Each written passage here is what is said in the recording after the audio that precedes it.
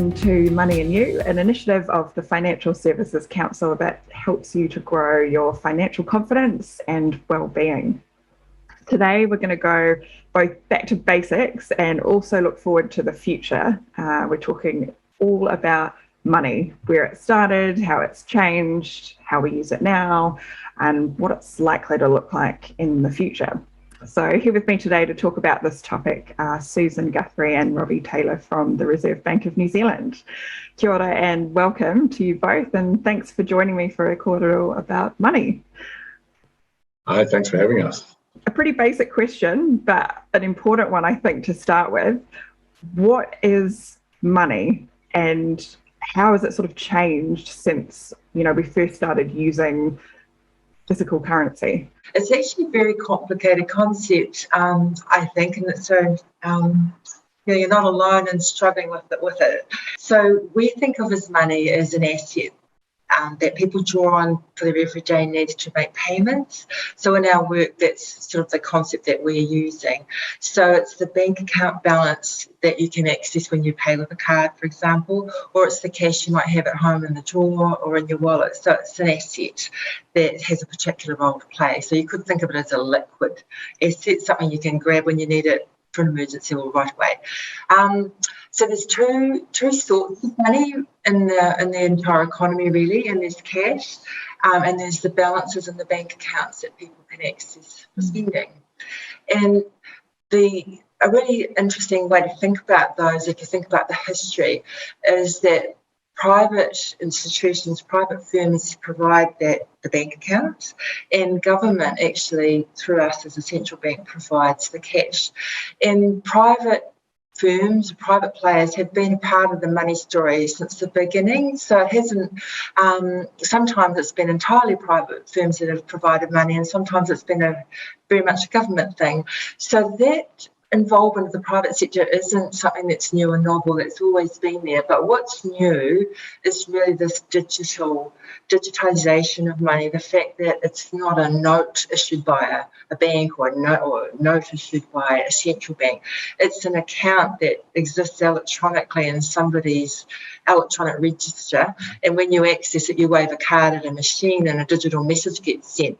That's the new bit, and it's been both a really great user experience, but it's also brought added complexity as well to the money, the idea of money and the concept of money and all the things that go with it. Do you think that the whole concept of money has sort of changed as a result of COVID? Because I know, in the last couple of years, we've definitely seen this acceleration of digitalization and, all these contactless payments that you now make at the supermarket and other places. And I'm sure, for people that were quite used to using cash on a day-to-day basis, that's been a big change. Yes, I think people suddenly realised that they were exchanging something physical with somebody else at a time where the message was stand 2 metres apart and don't touch anything.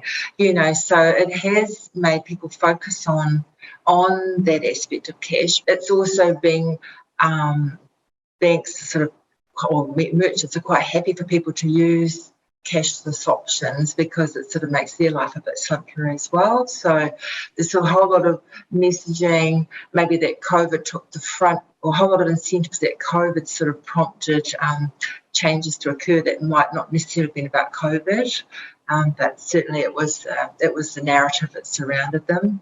I'd be right in assuming that physical cash, so coins and notes, are on the decline at the moment?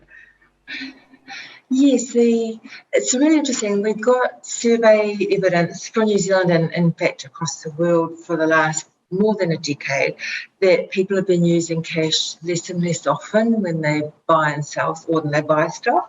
So we think about like the transactional use of cash has definitely gone down.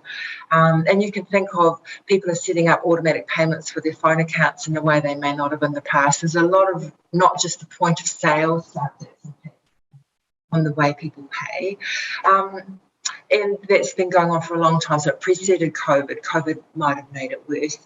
And there's it's useful to think about two drivers for that change. It's not, as people can have realised that digital is really easy. It makes life so much simpler. You can transact very quickly. You don't have to carry a lot of stuff around your wallet. So there's a user demand aspect to that. But as well, there's a supply side aspect to why cash is decline, and that the system as a whole that makes cash available to people relies a lot on banks to be the provider of the ATM, or you go to the bank branch to get cash out. Now, those banks make a lot more money from the cards than also can do from the card payment methods than they do from cash. In fact, cash is quite expensive for them to provide. And so there's also been a supply side driver for those trends, and that it's more and more difficult to find places to get cash out. And that's compounded this user sort of move towards online shopping and the digital benefits. So there's been two things going on. Do you think that anyone will actually still be using physical cash in, say, 5-10 years' time? Well, it is difficult to look that far ahead, but I think, again, if we think of it from those sort of two perspectives, people do find that there's times in their lives when they need cash. So it's not necessary that one person might go through the whole life being really addicted to using cash. We think of one person having that particular profile, but in fact, it might be as you get older, you find it's more difficult to interact digitally. Your eyesight might go, or you might find it hard to recall your PIN. That's coming for everybody. People might have periods of illness where they go to hospital and they need to have a different way to transact. Things like that mean that I think there'll always be a need for cash, and certainly our work is predicated on the assumption that there will always be a role for cash, for physical cash, and it provides people choice and flexibility at all points in their life. So on the demand side, I think there will always be a role for cash. On the supply side, the challenge is, as people use cash less and less often, the private firms that play a role in making it available will struggle to survive financially if we don't alter some part of the system, because they're getting asked less and less often to do the services, but they need to have the equipment standing idle, waiting for that day that it's asked for. So if we don't act on the supply side and make a more sensible system, I think that you could see cash declining, and not because people don't want it, but because the system that makes it available is struggling to do that. So that's sort of the theme of our work, is thinking about the two sides separately and how they might play out in the future. Mm-hmm. And I'm just interested to know the particular groups of Kiwis who tend to use cash more than others. Yes, we have looked at, or asked the Department of Statistics to dig into their data that they do with the Household Expenditure Survey, which is we are able to look at how people pay and compare it to some of the characteristics of the household at that point in time. So they've been doing that survey since 2007, done every 3 years, and that shows that it's the New Zealand's poorer households rely more on cash, and that could be because it makes budgeting easier, and that you don't accidentally chip into an overdraft and have expensive fees if you do your family finances through handling cash. So it tends to be, the evidence is quite strong that it's the poorer families that rely more on cash. Also those that rely more on superannuation or other government benefits, again, rely more on cash, and different people who identify with different ethnicities have different payment patterns, and that could be also because cash plays an important role culturally. So ceremonies and family events might have a strong cash theme, which means people in different cultural contexts use cash differently, have more needs for cash. So if cash was to decline further, there'd be an uneven impact in New Zealand, and we tend to think of the more vulnerable families would be the most affected. Just add to that, we've also done some research of our own, where we talked to a range of New Zealanders around their attitudes towards cash, and it sort of reinforced, what you and Susan have been talking about, that cash is being used less and less generally. But it was interesting that the vast majority of people we spoke to thought that while they don't use cash regularly, they are willing, they want to see the system maintained, and are willing to sort of go to some expense, I suppose, to see it maintained, because they see the value it brings to others. The inclusion aspect of cash that people sort of can empathise with, I suppose, even if it doesn't directly impact them. Okay, so you're consulting at the moment around this idea of a central bank digital currency, and I'm really curious to know a bit more about what a central bank digital currency actually is. Is it something that's potentially going to replace physical currency? Has it been tried and tested elsewhere in the world? Sort of, if you could give me a bit of a background around what that actually is. Yeah, sure. So I suppose I'll start with the easy part. Is, are we going to replace cash? So that's certainly not the intention.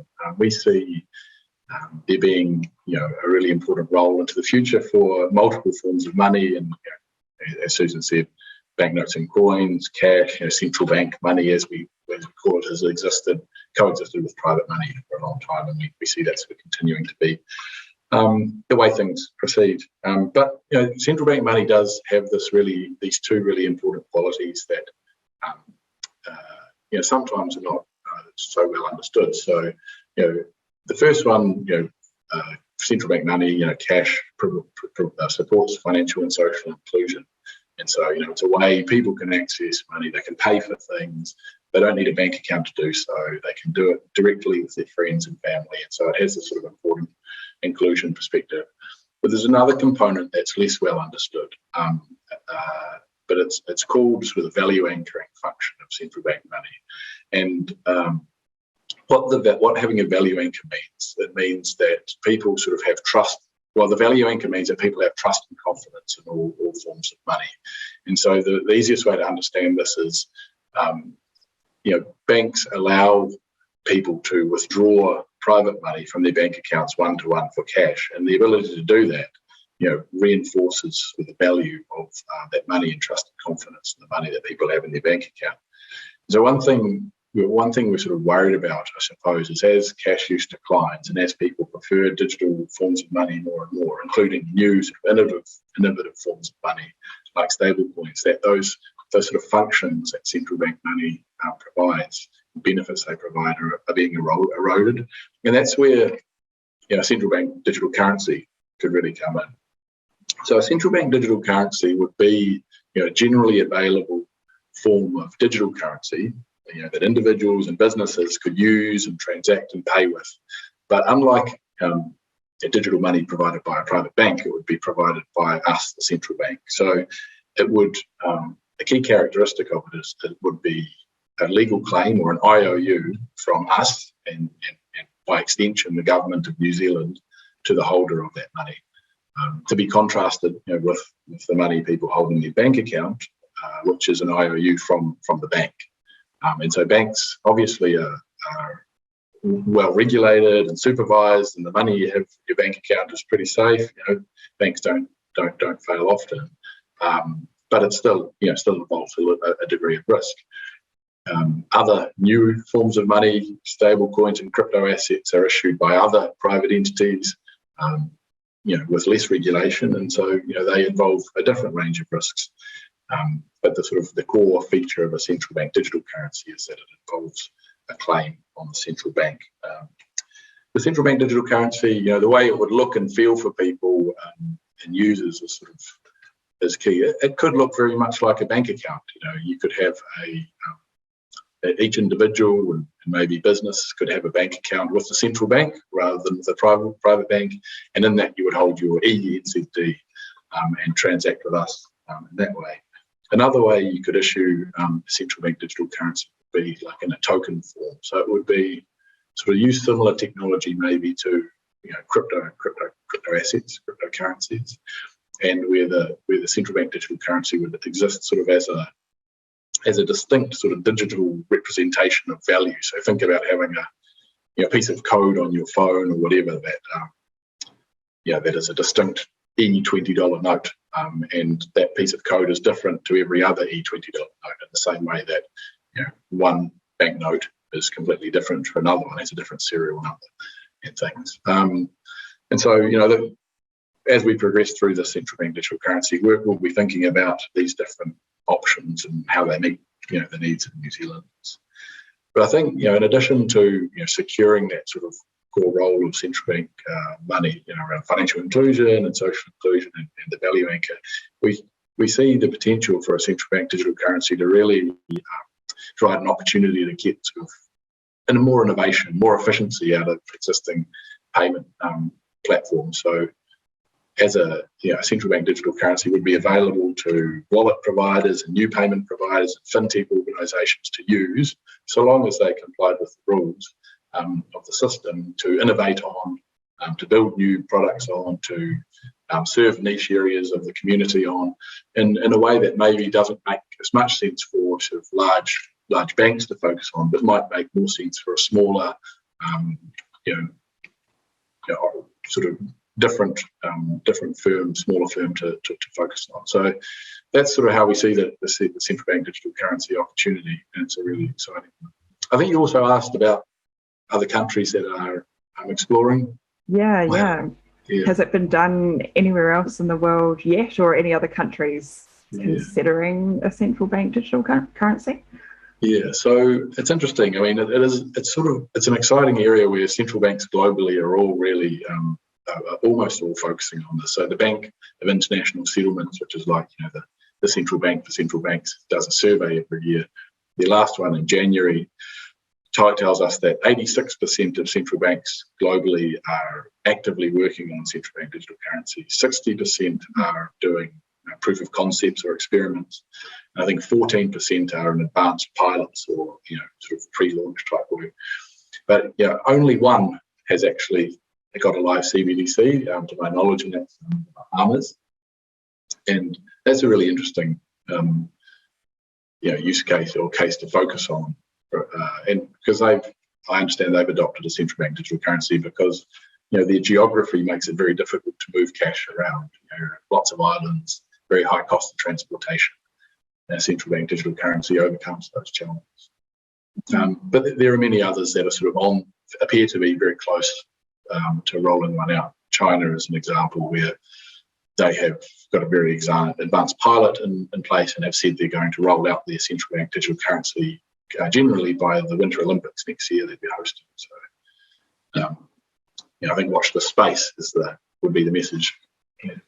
Wow, that's really interesting. And where are you in that process, I guess, I know you're sort of wanting to collect some feedback at the moment from New Zealanders around what they think about a central bank digital currency and the future of money.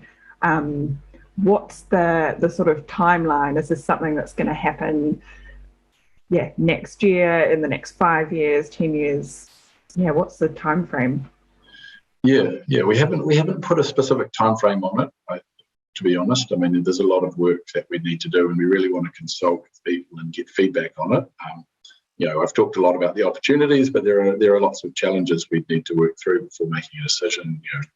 These things need to be very operationally resilient, resilient to cyber attacks. We need to think about impacts of central bank digital currency on other parts of the financial system, existing financial institutions, those sorts of things. So there's lots of work to do. But we are, how would I say, we have a work program, an enduring work program, which will aim to aims to get some public feedback on the idea, and that's what we're consulting on now. The next phase after that is likely to move more into a sort of detailed design testing type phase, where we think about some of these questions. Should it be account based? Should it be token based? Should the Reserve Bank issue it directly to end users, or should it be intermediated? Should we issue it through banks or other financial institutions?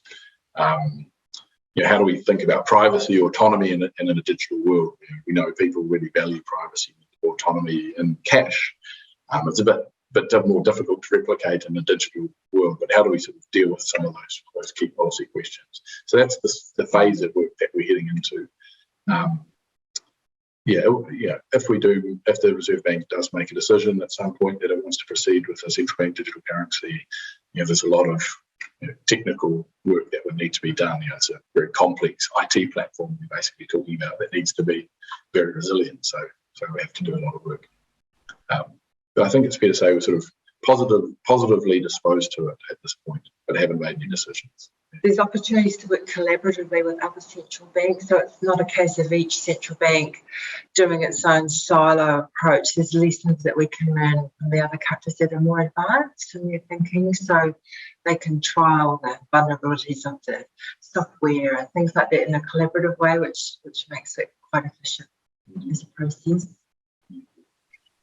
Robbie, you talked a bit about, there are obviously challenges to, a move to a digital currency. And are there any, you mentioned security and research that the FSC has done has shown that that's pretty much the number one concern of Kiwis when they're looking at digital platforms of all kinds of things, particularly ones that, handle their finances. So is that probably the key challenge, or there's some others as well that you've got to think about? I mean, I suppose security has a number of different dimensions. So there's the sort of cyber resilience type, cyber security type aspect. Is it going to be resilient to hacks and those sorts of things? So that's a really important key challenge, and one that we need to focus on a lot about how do we sort of make sure the system's resilient and also, basically foolproof. There's also the other component of security, I suppose, which is, how do you ensure that, how do you deal with scams and people trying to get your password and all that sort of stuff. So that'll be an important component. Then I suppose the third aspect of security is, if this becomes a really important payments channel for New Zealanders, how do we make sure it is resilient to earthquakes and loss of power and all those sorts of things? That's really critical in an operational. As we move into a more sort of operational design type phase of this work, we're really going to be focused on those things. Ultimately, going back to one of my earliest points around the sort of value anchor function of central bank money, it really relies on central bank money to be trusted. And if we have a platform that fails regularly, people can't use, that would undermine the trust in central bank money, and as a result, potentially undermine trust in other forms of New Zealand dollar that are issued. So it's a really, really important thing for us. I guess just the other point is that central bank money would be another form of money. So we've got cash, digital, CBDC, and then the banks continuing to provide private money. The transition, the new entrant, arriving in the playground has to be done quite carefully so that you're not disrupting unnecessarily, causing chaos, in the existing system. So there's just be a careful phasing, I guess, in the transitioning program as well. Yeah, that makes sense. And so you've sort of touched on crypto assets, and this is something that I'm quite interested to get your thoughts on, because I imagine this whole idea of a digital currency, to some people, I'm sure they just jump immediately to cryptocurrency, and how is it different to Bitcoin or some of these other cryptocurrencies that are out there. Could you explain a bit about how a central bank digital currency is different to cryptocurrency? Yeah, sure. Maybe I'll start with sort of our view of what a cryptocurrency or crypto asset, as we prefer to call it, is. We just to start with, the sort of crypto asset concept or wording is what we prefer, and that gets back to sort of what money is. And so when you talk about a cryptocurrency, it's often implies that it has this sort of currency money-like characteristic. Where for money, economists like to think about money as having three characteristics. It's a unit of account, a store of value, and a medium of exchange. So it holds its value, people can buy and sell things with it, and prices are denominated in it. When you think about something like Bitcoin, it doesn't have those characteristics, or all of those characteristics, and so it's not a form of money. But these crypto assets like this, Bitcoin, are often based on distributed ledger technology or blockchain, and use cryptography, to secure the asset.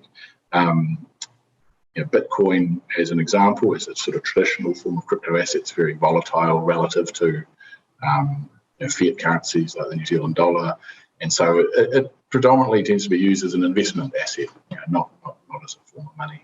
But there are some forms of crypto assets, referred to as stable coins, which do try and stabilise the value of the crypto asset relative to fiat currencies like the New Zealand dollar by, say, pegging the value to the New Zealand dollar or the US dollar, or to a basket of commodities or something like that.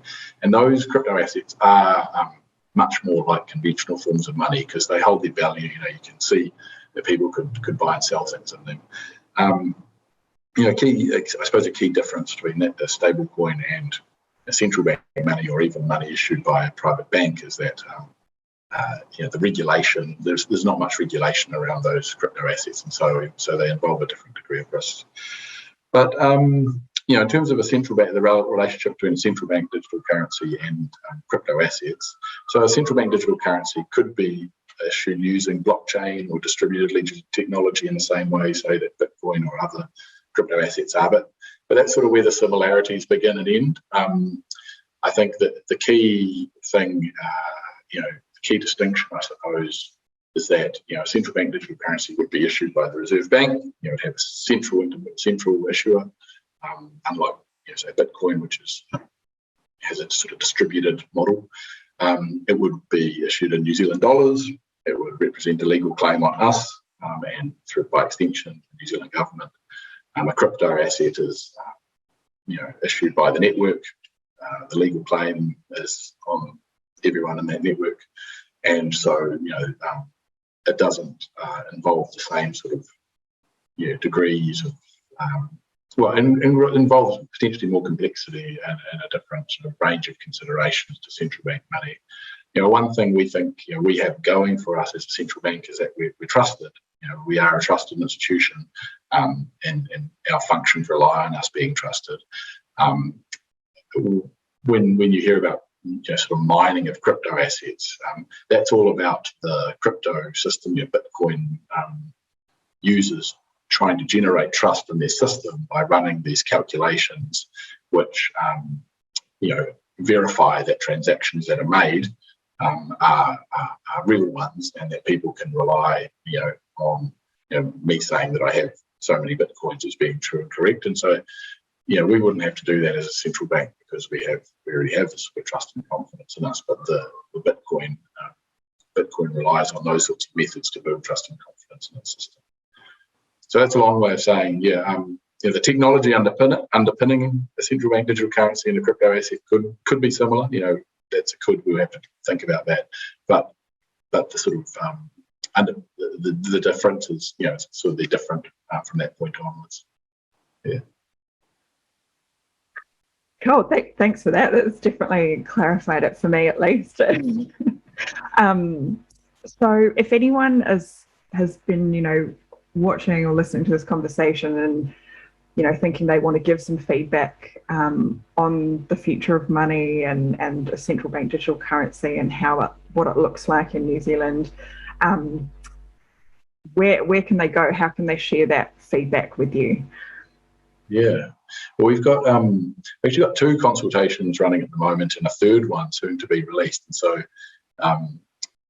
the 2 that are running at the moment, one's Future of Money Stewardship, which talks about basically how we see our role in the monetary system. What should the Reserve Bank be doing to secure money and ways of paying for people into the future?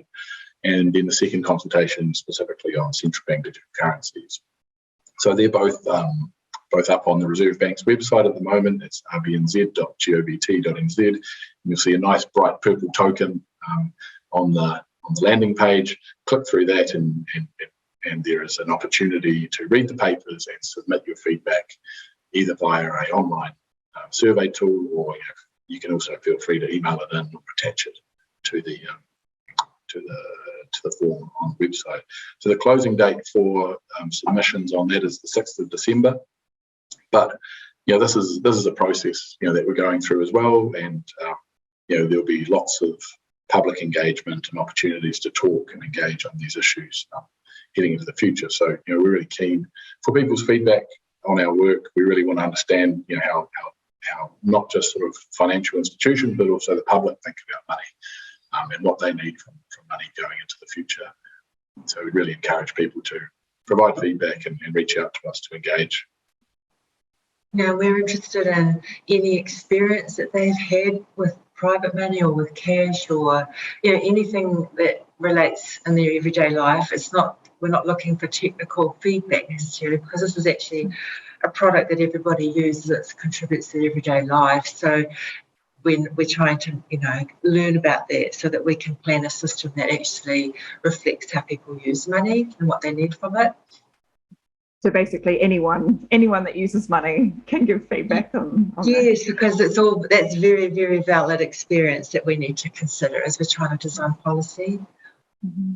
And then I'm guessing you'll take that feedback on board, and probably be a long process of collating it all, and then use that to inform sort of the decisions you make going forward. Yes, and so the third paper that's coming out at the end of November is on the cash system, and so that would be definitely the process through next year, is thinking about, and that will have a slightly shorter time frame, I expect, because we can and need to make decisions quite quickly, and so that feedback will help us understand where the pressures are, what people need from it, how much capacity we should have to deliver cash around the country. Awesome, fantastic. Well, thanks so much for chatting to me today. And I definitely learned a lot, and I'm sure that everyone watching and listening will have learned a lot as well. And like you mentioned, we'll pop the links below this video to the consultation paper, so that if anyone wants to give feedback, they can do so. So thanks again for joining me. Thanks for having us.